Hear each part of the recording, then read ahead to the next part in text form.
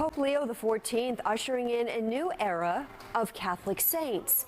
Today, the pontiff presided over his first canonization ceremony. During the service, he installed an 8th grade student from St. John Birchman School in Chicago as his first saint.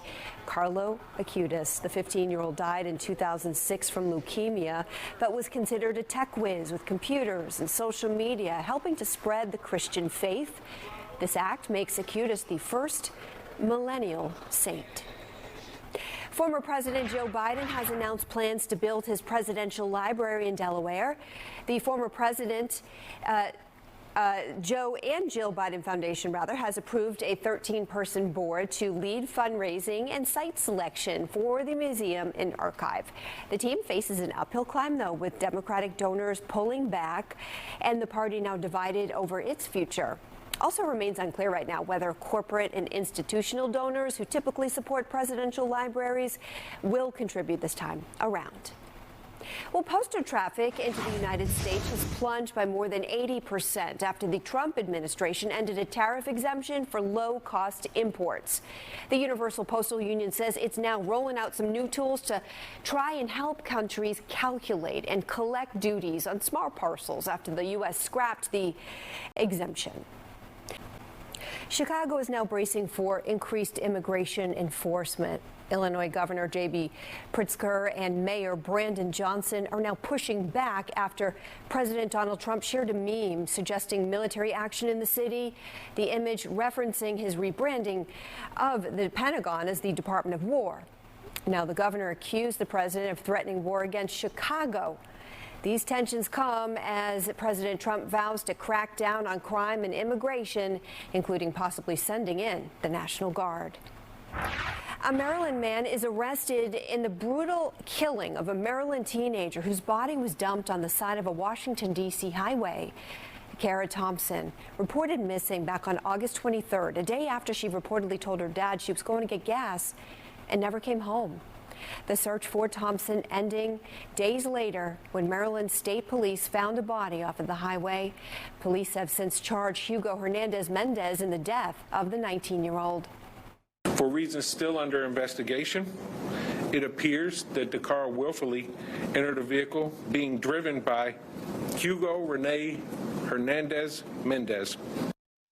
He's now being held without bond, has a bond review hearing scheduled for tomorrow.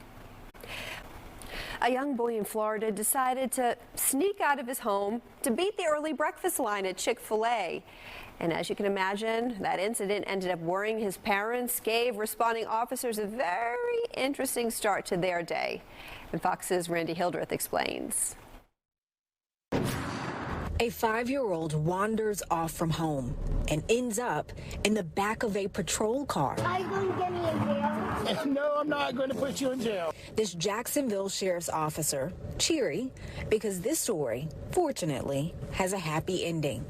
It all started when 5-year-old William left his home one morning. Hello. And walked down to a Chick-fil-a near his house for some breakfast. Hey, buddy. Oh, look at that. The staff at the restaurant gave him some food and called police when they tried to figure out where he came from. You know where your house is, right, honey? It's right across the street, right over there.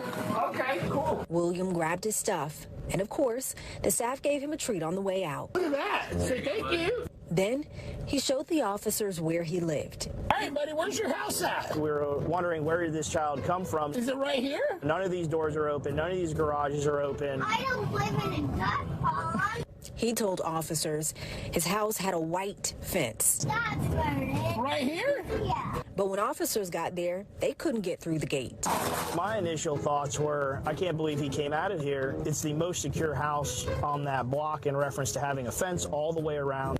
And his parents were shocked he got out, too. It's kind of scary, actually, because we didn't realize what was going on until after we came out. Do you have any idea how he got out? Yeah, he saw it unlike the front door, but he's never done that. So if you're wondering how he escaped the yard, William squeezed through the fence. He knows how to get to Chick-fil-A because we walked there. I would have never expected him to come down here on his own in the morning before anybody else in the house was up.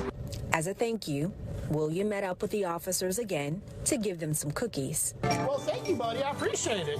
And of course, they met at Chick-fil-A. Randy Hildreth, Fox 35 News.